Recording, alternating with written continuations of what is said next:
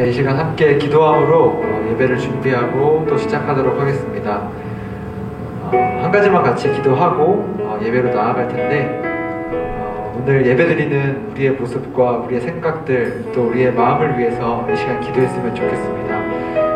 한 달째 이제 인터넷 예배로 드려지는데, 예배를 준비하면서 이렇게 불편한 상황들 또 혼란스러운 상황들 속에서 나의 시선이 주님의 시선이 되지 못하고 세상의 그 다양한 시선에 가려져서 감사하지 못하고 예배하지 못하는 그런 제 자신을 바라보았습니다.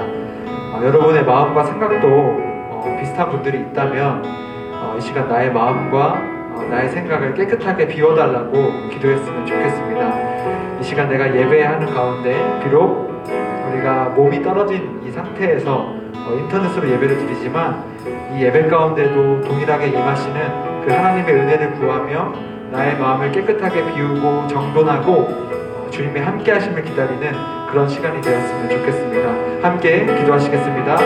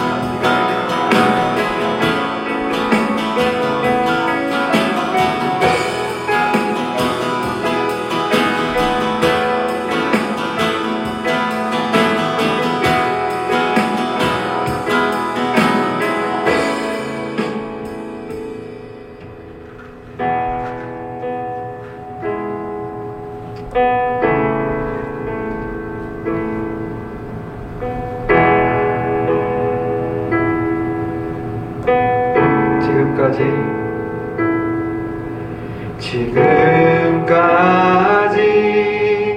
지내온 것 한량없는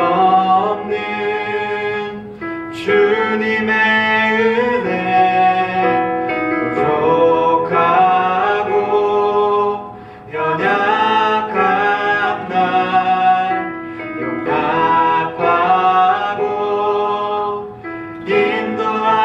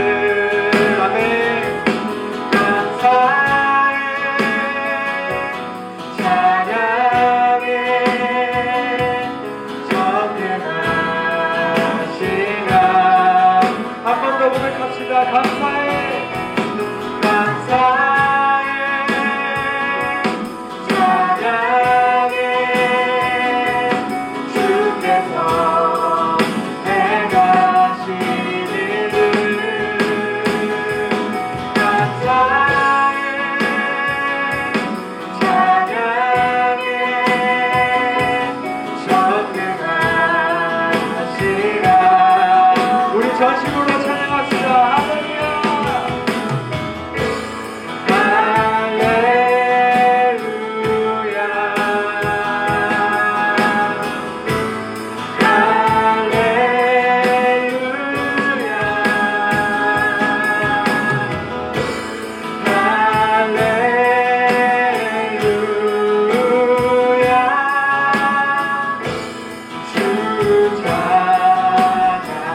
다시 한번 할렐루야.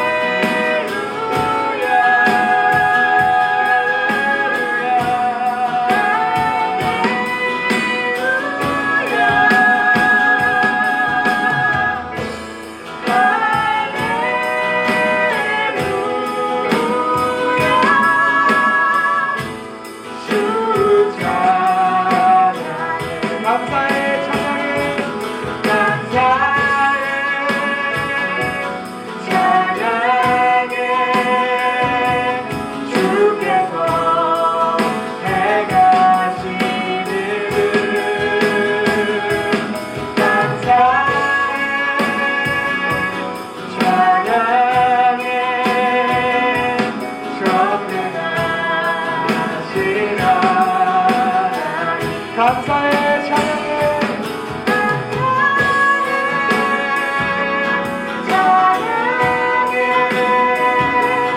주께서 행하시는 아멘 감사해 찬양해 전능하시나 부르신 곳에서 깨어납시다 곳에서 예배하네 어떤 상황에도 나는 예배하네 신 곳에서 나는 예배하네 어떤 상황에도 나는 예배 다시 한번 부르신 곳에서 곳에서 예배하네 어떤 상황에도 나는 예배하네 신 곳에서 나는 예배하네 어떤 상황에도 나는 예배하네 내가 걸어갈 때 걸어갈 때 길이 되고 살아갈 때 삶이 되는 그곳에서 예배하네 내가 걸어갈 때 길이 되고 살아갈 때 삶이 되는 그곳에서 예배하네 부르신 곳에서 예배하네 어떤 상황에도 나는 예배하네 신 곳에서 나는 예배하네 어떤 상황에도 나는 예배하네 부르신 곳에서 예배하네 어떤 상황에도 나는 예배하네 부르신 곳에서 나는 예배하네 어떤 상황에도 나는 예배 한 번 더 부르신 곳에서 예배하네 어떤 상황에도 나는 예배하네 부르신 곳에서 나는 예배하네 어떤 상황에도 나는 예배하네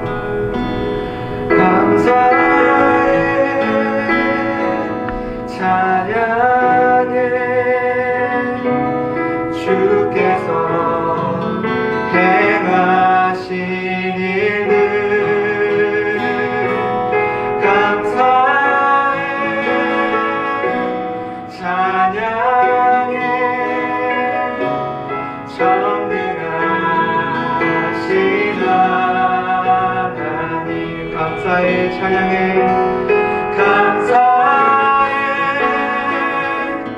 찬양해 주께서 행하신 일들 감사해 찬양해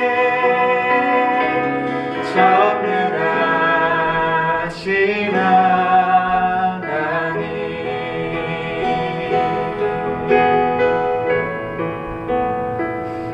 오늘 이 시간 함께 기도했으면 좋겠습니다. 이 찬양의 고백처럼 주님이 부르신 곳에서 예배하는 그런 우리가 되었으면 좋겠습니다. 지금은 비록 우리가 지금 예배하는 곳이 내 방, 또 집, 또 서로 다른 그런 공간이지만 그럼에도 그곳이 주님이 부르신 곳임을 우리가 믿었으면 좋겠습니다. 이곳에서 우리가 예배할 때 누구보다 주님께서 기뻐 받아주실 줄을 믿습니다. 우리의 예배가 비록 조용하게 읊조리며 찬양하는 그런 예배지만 그럼에도 그 고백마저 나의 이 작은 고백마저 들으시고 응답하시는 그 주님께 온전히 나아가는 그런 우리가 되었으면 좋겠습니다. 이 기도 제목 생각하시면서 함께 기도하시겠습니다.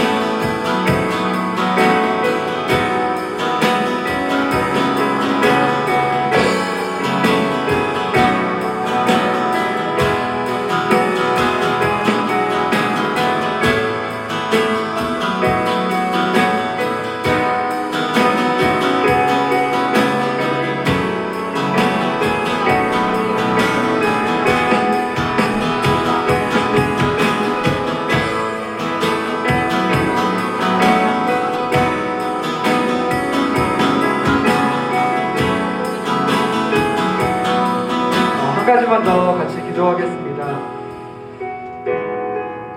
한 주간 살면서 참 감사함이 부족했던 그런 한 주였던 것 같습니다.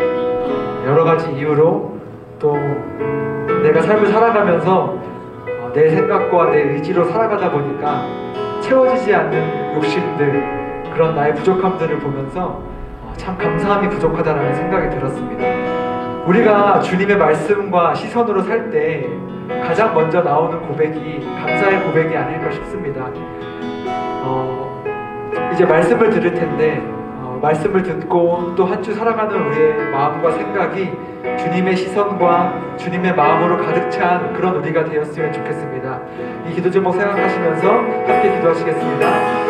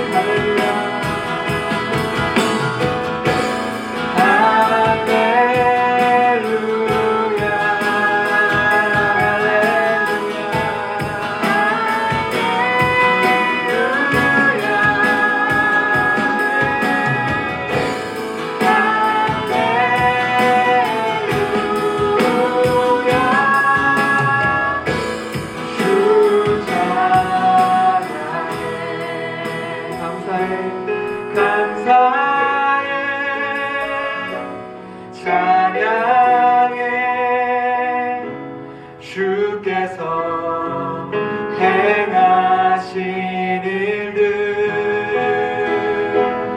감사해 찬양해 전능하신 하나님.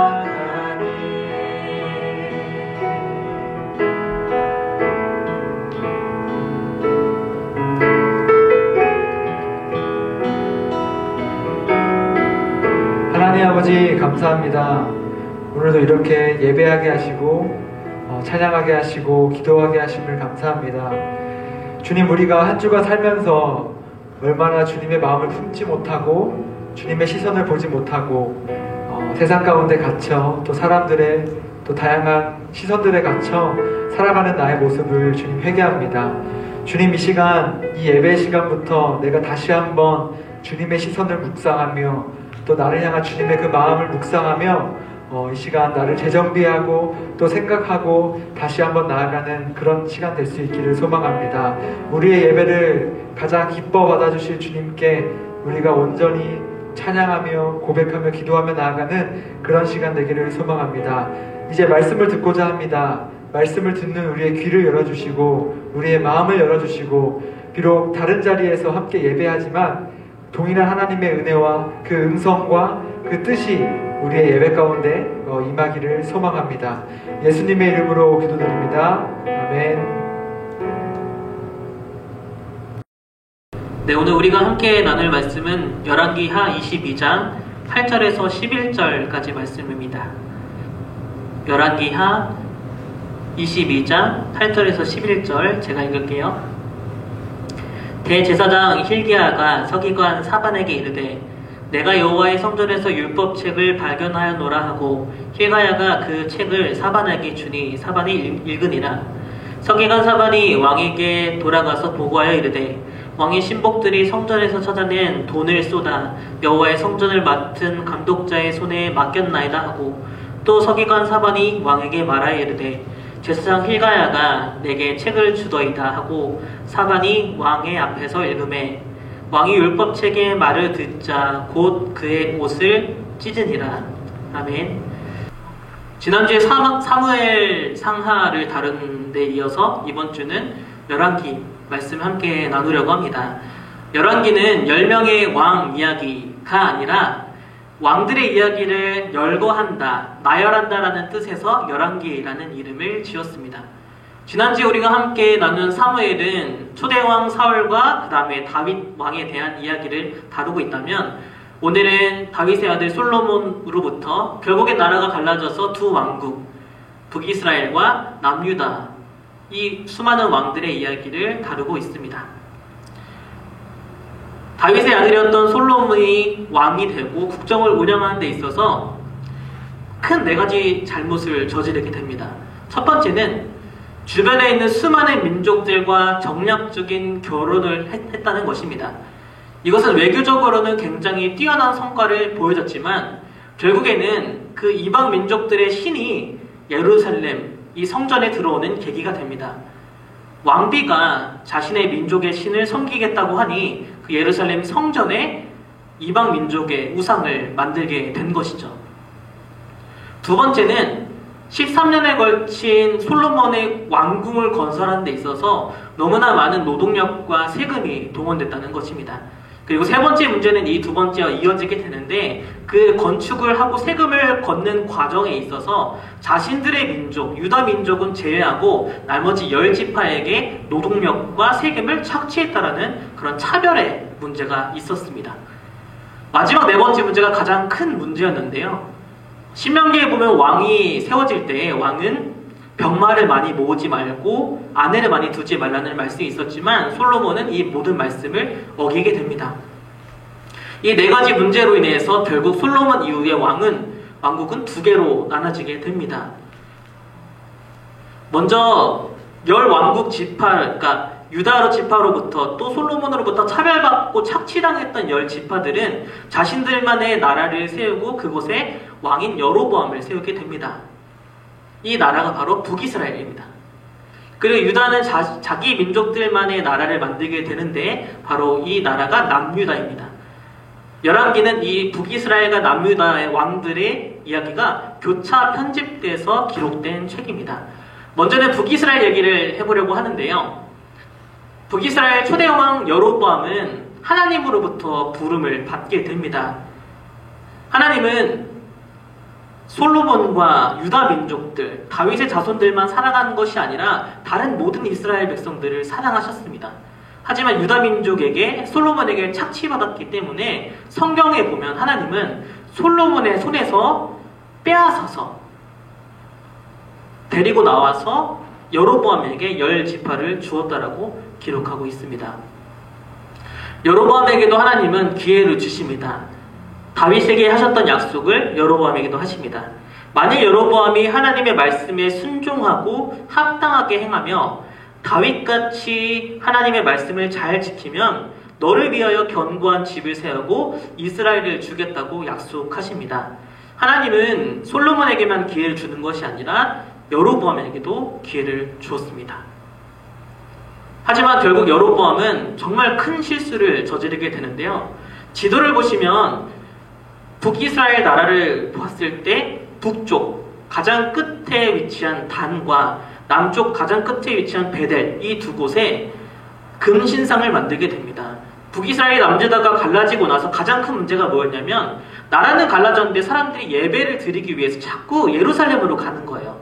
남유다 땅으로 가는 겁니다.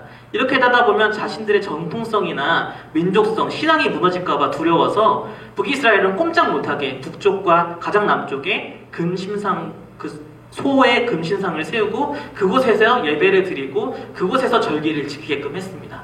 엄청난 실수를 한 것이죠. 결국 북이스라엘의 모든 왕들은 성경에 보면 여로보암의 죄에서 떠나지 못하게 됩니다. 그렇게 북이스라엘은 722년 아수르에 의해서 멸망하게 됩니다. 북이스라엘에게 기회가 없었던 것은 아닙니다. 하나님께서 여로보암에게 기회를 주셨고 또 북이스라엘에는 훌륭했던 선지자 호세아, 아모스, 또 요나 같은 사람이 있었습니다. 그 선지자들이 끊임없이 하나님께로 돌아오라고, 여호와께로 돌아오라고, 묵은 땅을 기경하라고 그렇게 이야기했지만 말씀에 순종하지 않고 결국 멸망을 피할 수 없었습니다. 722년 북이스라엘이 아수르에 의해서 멸망당했을 때 당시 남유다의 왕은 히스기야였습니다. 북이스라엘은 멸망당했고 그 북이스라엘을 멸망시킨 아수르는 그 날카로운 칼날을 남유다에게 겨누기 시작했습니다. 예루살렘까지 함락시키려고 했고 예루살렘을 점령하기 전 마지막 최후의 요새였던 라기스마저 결국은 아수르에 점령당하면서 예루살렘은 풍전등화 곧 함락할 지경까지 위협에 처하게 됐습니다. 예루살렘을 둘러싼 아수르 군대는 끊임없이 조공을 요구하고 항복을 요구하면서 하나님을 조롱하고 유다를 조롱했습니다. 그렇게 멸망 직전에 갔던 남유다의 히스기야 왕은 이 위기로부터 벗어나기 위해서 군사의 사령관을 찾은 것이 아니라 다른 민족에게 도움을 요청한 것이 아니라 선지자였던 이사야를 찾아갑니다. 군사력으로 이 문제를 해결하지 않고 외교적인 문제로 해결한 것이 아니라 하나님의 말씀과 뜻대로 이 문제를 해결하기 위해서 이사야 선지자를 찾아갑니다. 그때 이사야 선지자가 히스기야에게 하나님의 말씀을 들려줍니다. 하나님의 계획을 알려주는 거죠. 이 아수르 군대는 결국은 본국에서의 나타나는 소문으로 인해서 본국으로 돌아가게 될 것이고 그곳에서 내란이 일어나서 전쟁을 하다가 많은 수가 죽을 것이다라는 그러한 말씀, 하나님의 계획을 나타내십니다. 그리고 하나님이 직접 그 천사를 일으켜서 아수르 군대를 무너뜨리십니다. 여기가 문제예요. 풍전등화 같은 곧 멸망할 것 같은 당시 거대한 제국에 있던 아수르의 손에서부터 예루살렘이 보호되고 구원받았을 때 사람들은 잘못된 믿음을 갖게 됩니다. 그것이 바로 따라해볼까요? 시온신앙. 이 시온신앙이라는 것은 시온은 이런 거예요. 예를 들어서 예루살렘을 서울이라고 치면 시온은 관악산 같은 그런 지명, 산의 지명이기도 하고 언덕의 지명이기도 한데 예루살렘에 있는 이 시온산에 있는 하나님의 성전은 결코 무너지지 않을 것이다. 이 예루살렘에 하나님이 함께 하시고 하나님의 영광이 함께하기 때문에 그 어떤 군대도 예루살렘을 무너뜨릴 수 없고 하나님의 성전을 무너뜨릴 수 없을 거라는 쉬운 신앙이 이들에게 생깁니다. 근데 이게 잘못된 신념이었어요. 신념이라는 것은 굉장히 중요합니다. 우리가 인생을 살아가면서 하는 수많은 경험들은 우리의 신념이 됩니다. 특별히 우리가 참 크고 놀랍게 경험했던 것은 결코 신념이 되어서 그것을 맹신하게 만듭니다. 신념은 항상 신앙의 자리를 빼앗습니다. 신념이라는 것은 다른 것을 믿지 않고 내 경험을 믿게 만들고 내가 원하는 것을 믿게끔 만듭니다. 하나님이 아니라 나의 경험을 더 신뢰하게 되는 것, 하나님의 말씀이 아니라 내가 갖고 있는 신념을 더 지키려고 하는 것, 하나님을 믿는 것이 아니라 내가 믿고 싶은 것을 믿게 되는 것, 그것이 바로 신념에 빠진 잘못된 신앙의 모습입니다. 신념은 한 노인을 메시아로 믿게끔 만들기도 하고, 이 코로나19의 사태가 심각한 이 상황 속에서 교회가 욕먹는 이유는 신앙을 지키려고 하고 신앙을 통해서 이 어려움을 이겨내려고 하는 것이 아니라 각 개교회가 갖고 있는 신념을 지키려고 하기 때문에 욕을 먹고 있는 것입니다. 신념과 신앙은 다른 문제입니다. 우리는 신앙을 지켜야 되고 하나님을 믿어야 하는데 하나님보다 내 경험이 우선되고 말씀보다 내가 원하는 것이, 내가 믿고 싶은 것이 우선이 될 때 우리의 신앙은 무너지고 맙니다. 그렇다면 우리의 신념을 어떻게 깨뜨려야 할까요? 진짜 신앙은 무엇일까요? 히스기야를 통해서 경험했던 시온 신앙에 대한 신념은 결국 깨지고 맙니다. 남유다도 결국 멸망하고 예루살렘도 파괴되고 여호와의 성전이 허물어집니다. 그들이 하나님보다 더 믿고 있었던 이 시온 신앙, 결코 예루살렘은 무너지지 않을 거라고 생각했던 그 신앙이 무너지자 이스라엘 사람들은 하나님이 정의로우신가 묻기 시작합니다. 하나님은 살아계시는가 묻기 시작합니다. 하나님을 믿는 것이 아니라 시온 신앙을 믿었던 것이죠. 잘못된 신앙으로 가득 찼던 성전도 결국 파괴됩니다. 하지만 남유다가 멸망하기 직전에 유다에게는 한 가지 희망이 있었습니다. 유일한 기회가 있었습니다. 그것이 바로 오늘 본문에 읽은 요시야 왕입니다. 요시야 왕은 성전을 수리하라는 명령을 내렸습니다. 그리고 성전을 수리하는 과정 속에서 한 사람이 하나님의 율법책, 성경을 발견하게 됩니다. 그 성경을 읽어주고 왕에게 보여주자 요시야 왕은 이 율법의 말씀을 듣고 자신의 옷을 찢습니다. 왜 그랬을까요? 이 말씀을 듣고 나서 요시야는 모든 백성을 불러서 하나님의 말씀대로 살아갈 것을 가르치고 종교개혁을 일으켰는데요. 당시 상황을 보면요, 이스라엘의 성전에 아수르의 신들, 그리고 바벨론의 신들, 수많은 민족들의 신에 우상들이 가득 찼던 거예요. 바알을 위한 제단이 있고 아세라를 위한 제단이 있고 남창들이 가득하며 그곳에는 이집트의 태양신, 아스다롯, 그모스, 밀곰, 몰록과 같은 온갖 신들이 가득한, 하나님을 믿는 성전이 아니라, 하나님을 예배하는 성전이 아니라 우상이 가득한 그런 성전이 되었습니다. 하나님의 성전에는 하나님이 없고 우상이 가득한데 어떻게 그 성전이 있는 곳이 멸망하지 않을 수 있겠습니까? 하나님은 하루빨리 그 성전을 허물고 싶으셨을 거예요. 말씀을 읽지 않고 말씀을 뒤로 한 채 자신들의 신념을 지키고 이 성전은 결코 망하지 않을 거라고 생각했던 이스라엘 백성들. 하지만 하나님의 말씀을 듣자 즉각 그 모든 우상들을 폐하고 하나님의 절기를 다시 지키고 말씀으로 돌아서려고 했던 요시야가 이스라엘에게 있어서는 마지막 희망이었습니다. 하지만 요시야는 이집트와의 전투에서 너무 빨리 전사하고 맙니다. 그리고 그 아들 여호아스는 다시 예전으로 돌아가게 됩니다. 결국 남유다도 586년 바벨론에 의해서 멸망하게 됩니다. 멸망하는 것이 하나님의 뜻이었습니다. 잘못된 신앙을 무너뜨리기 위해, 우상으로 가득 찼던 성전을 다시 폐하기 위해서 하나님은 바벨론의 손을 들어 남유다를 심판하셨습니다. 여기서 문제는 무엇일까요? 말씀을 보기 전에는 이게 잘못된지 몰랐다는 것이 문제입니다. 성전에 우상이 가득한데도 잘못인지 몰랐습니다. 말씀이 없었기 때문에. 자신들의 경험이 신념이 되고 그것이 신앙의 중심이 되는 게 아니라 말씀이 중심이 되어야 됩니다. 사람은 연약해서 피아노를 강대상에 두느냐 아니면 강대상 밑에 두느냐를 가지고도 싸우고 갈라지는 것이 연약한 사람의 모습입니다. 각각의 경험과 주장대로 그렇게 이것이 신앙이라고 이야기하면 결국 공동체는 올바로 서지 못합니다. 개인의 경험이 아니라 자신의 신념이 아니라 말씀으로 내 신앙이 올바른지 올바르지 않은지를 비춰봐야 합니다.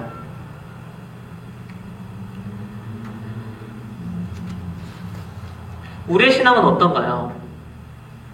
우리의 믿음도 한번 돌아봤으면 좋겠습니다. 우리는 신념을 지키기 위해서 신앙생활 합니까? 아니면 정말 하나님을 믿고 있습니까? 우리 교회 공동체는 하나님 앞에서 바로 서고 있나요? 아니면 내가 믿고 싶은 것을 믿고 내 신념을 지키기 위해서 존재하나요? 내가 원하는 대로 살면서 그것을 이루어달라고 기도하고 있나요? 아니면 정말 하나님 말씀을 읽고 이 말씀을 실천하기 위해서 기도하고 있나요? 신념을 믿고 내 경험을 믿고 내가 원하는 것을 믿는 것이 아니라 우리 하나님을 믿읍시다.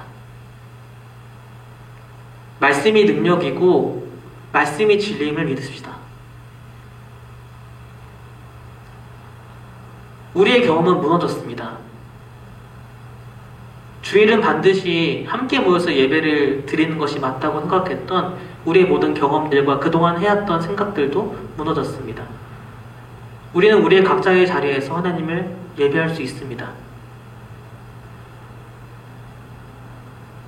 우리의 삶의 자리에서 내가 늘상 있는 내 방 안에서 내 침대에서 다른 것을 구하고 쫓는 것이 아니라 하나님을 찾고 예배할 수 있는 아주 중요한, 아주 좋은 기회가 생겼습니다. 혼자만의 다른 사람이 붙잡아주는 신앙이 아니라 나 혼자 신앙을 지키기 위해 노력하면서 우리는 이 많은 시간 속에서 말씀 앞으로 나아갈 수 있는 아주 좋은 기회가 생겼습니다. 우리의 신앙의 중심을, 우리 신앙의 기준을 내 신념과 경험과 내가 원하는 것에 두지 맙시다. 하나님 말씀에 둡시다. 이 사순절 또 혼자만의 시간을 보낼 수 있는 이 귀한 시간 가운데 다른 것에 집중하지 말고 우리 하나님 말씀에 한번 집중해 봅시다. 말씀을 읽고 그 말씀을 순종하는 하루를 살아보고 내가 원하는 것을 기도하는 것이 아니라 이 말씀을 실천할 수 있는 용기와 기회를 달라고 그렇게 기도해 봅시다. 이 시간 속에서 우리의 신념은 다 무너지고 우리의 신앙이 온전히 서는 그런 우리들의 삶이 되었으면 좋겠습니다. 우리 함께 말씀을 생각하며 기도하겠습니다. 첫 번째로 기도할 제목은 하나님 앞에서 올바르지 않았던 내 신념이 무너지길 원합니다.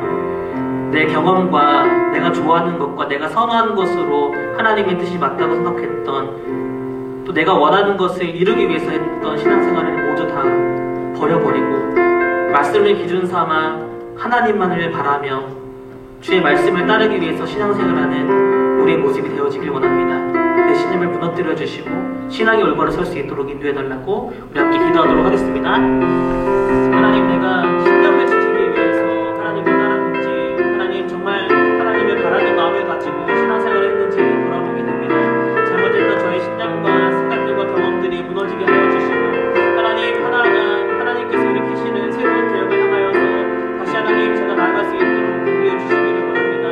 하나님, 내가 원하는 것을 지키는 것이 아니라 매일매일 겸손하게 말씀 앞에 나아가는 제 삶이 되게 해주시고 말씀을 읽을 때에도 제 생각을 확신시키기 위해서 하나님의 생각을 더 굳건히 하기 위해서 말씀을 읽는 것이 아니라 이 말씀에 전달된 대로 하나님께서 말씀하시는 대로 그것을 따르고자 온전히 순종하고자 하나님 기도하며 연약한 너의 자신을 주님 앞에 내려놓고 서로의 은혜를 구하며 그렇게 말씀을 보면 제 삶이 되어지기 원합니다.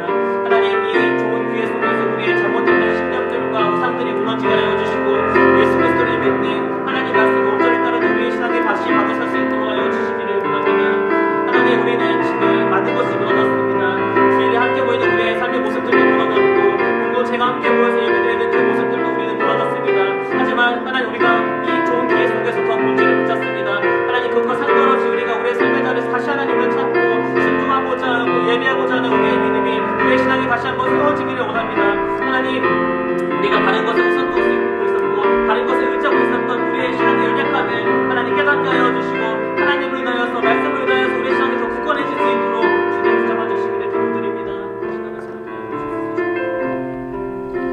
가지만 더 기도하도록 하겠습니다. 코로나19로부터 온 세계 또한 이 땅을 지켜주셔서 백신도 빨리 개발되고 고통받는 자들의 치유를 주님께서 허락해달라고 기도했으면 좋겠고, 빨리 안정되어서 경제생활하고 공부하고 또 함께 예배하는 일들 그날을 다시 꿈꾸고 소망했으면 좋겠습니다. 하나님께서 우리의 건강을 지켜주시고 특별히 우리 큰언니들, 우리 스스님들 다시 예배할 때까지 건강뿐만 아니라 우리 신앙을 지켜주시고 더 성장하는 그런 좋은 기회가 될 수 있도록 마지막으로 함께 기도하도록 하겠습니다. 하나님 기도합니다. 코로나19 바이러스로부터 하나님 땅을 지켜주시며 하루빨리 백신이 개발되게 해주시고 고통받고 있는 자들을 주님 위로해 주시고 치유해 주시기를 기도합니다. 도움이 손길이 필요한 곳에 하나님 적절한 도움이 갈 수 있도록 하나님께서 인도해 주시고 우리 교회들, 우리 선생님들의 가정과 삶의 지경을 지켜주셔서 하나님 건강할 수 있도록 도와주시기를 원합니다. 우리가 다시 경제생활을 하고 함께 모여 공부하고 예배하는 것을 좀 귀하게 여기고 다시 소망하면서 기도하며 나아갑니다. 하루빨리 일상을 회복할 수 있게끔 주님 안정되게 해주시고 우리가 함께 모여 다시 예배할 때까지 우리의 건강을 지켜주시는 것뿐만 아니라 하나님 우리의 믿음도 지켜주시고 우리의 신앙이 또 성장하는 시간이 되어지기를 원합니다. 주님 그렇게 우리를 보호해 주시고 하나님 한 주간의 삶 속에서 이 말씀을 기억하며 하나님의 말씀 앞으로 나아갈 수 있도록 이 40년 기간 동안에 주의 말씀 앞으로 더 가까이 나가는 우리들의 시간이 될 수 있도록 주님 인도하여 주셔서 함께해 주시옵소서. 하나님 당연하다고 생각했던 것들이 하나하나 무너지기 시작하면서 정말 우리가 붙잡아야 될 본질이 무엇인지를 고민하는 시간들을 갖게 해주심을 감사합니다. 하나님을 의지하지 않고 다른 것에 우리의 신앙을 의지했던 것도 있다면 하나님 내려놓게 하여 주시고 하나님을 믿고 말씀을 따르는 것이 아니라 내 경험과 내 신념을 따르고 있었던 잘못된 신앙이 있었다면 다시 깨닫게 하여 주시기를 원합니다.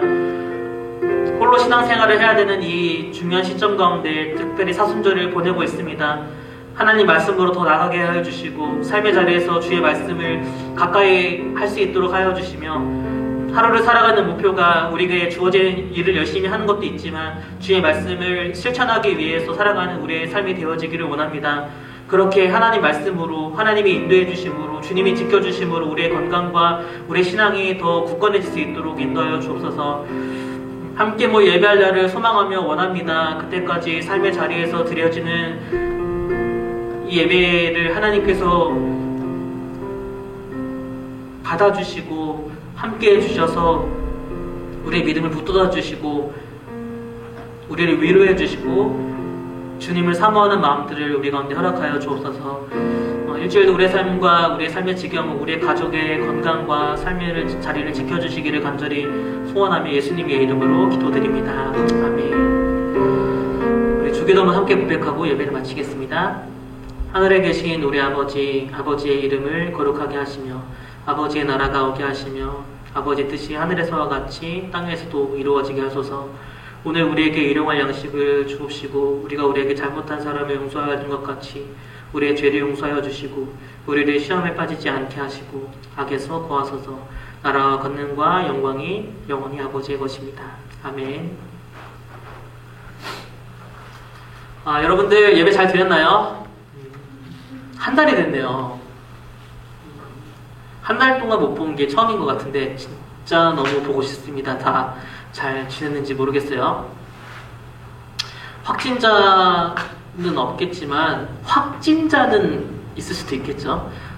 다들 건강관리 잘 했으면 좋겠고 이제 설교 끝나면 페이스북 라이브로 아니죠 그 카카오톡 라이브로 잠깐 소통할 텐데 들어와서 같이 우리 안부 나눴으면 좋겠고 이제 계약이 점점 이루어지고 있는데 흔들리지 마세요. 우리 특히 고3들 그리고 또 고등학교 올라가는 친구들 흔들리지 않고 다 똑같이 겪고 있는 일이니까 주어진 자리에서 최선을 다해서 잘 준비했으면 좋겠어요. 힘내시고 우리 건강하게 다시 봤으면 좋겠습니다.